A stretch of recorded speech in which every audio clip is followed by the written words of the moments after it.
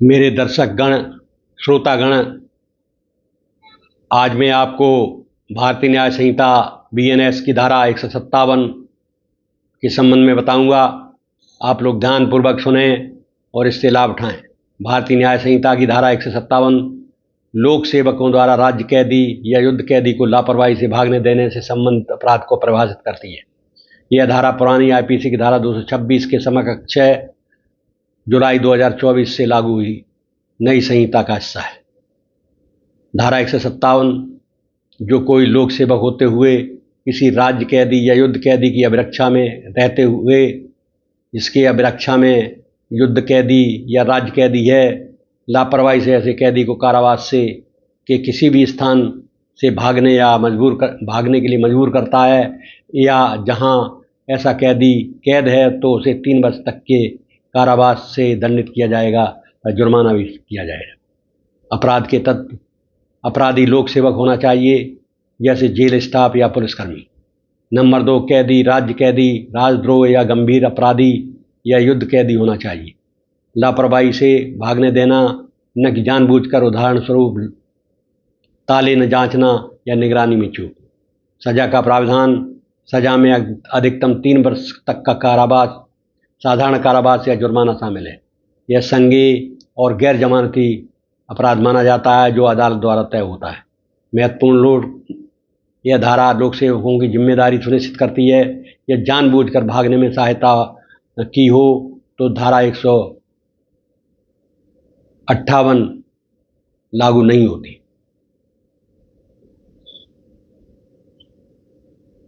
धारा 157 की बात मैं कर रहा था।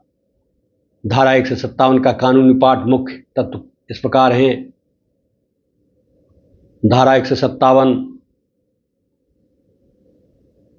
लोक सेवकों द्वारा राज्य कैदी या युद्ध कैदी को लापरवाही से भागने देने के अपराध से संबंधित है। यह पुरानी आईपीसी की धारा 226 के समकक्ष है।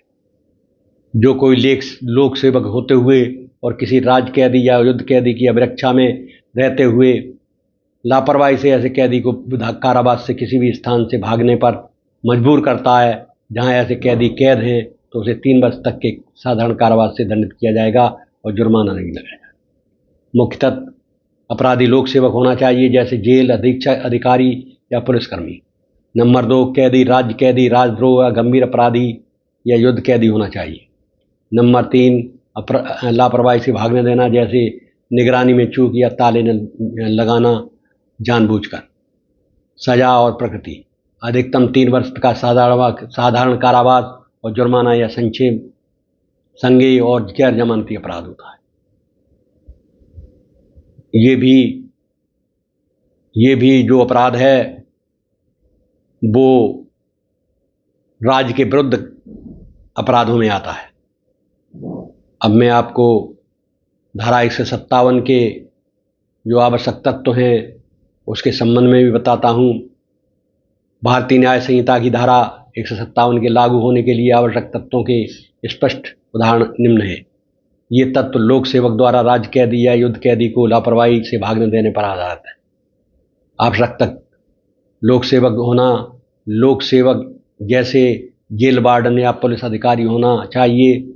उदाहरणतः जेल गार्ड रात में कैदी की सेल का ताला ठीक से न जांचे और कैदी भाग जाए। नंबर 2, आवश्यक तत्व में राज्य या युद्ध कैदी, कैदी राजद्रोह या हत्या जैसे गंभीर अपराधी राज्य कैदी या युद्ध कैदी होना चाहिए। उदाहरण 1, राजद्रोही कैदी की निगरानी में जेल कर्मचारी से सो जाए या जिससे कैदी भागने में सफल हो जाए। नंबर 3, लापरवाही से भागना, जानबूझकर नहीं बल्कि लापरवाही नेग्लिजेंस से होना चाहिए। उदाहरण कैमरे की मरम्मत न कराना, गश्त न करना जिससे कैदी दीवार फांदकर भागे, लेकिन कुंजी जानबूझकर न देना या धारा 158 का मामला बनेगा। इस प्रकार आपने देखा कि धारा 157 भी राज्य के विरुद्ध अपराध है, जिसमें जो सजा है वो 3 वर्ष तक की सजा है।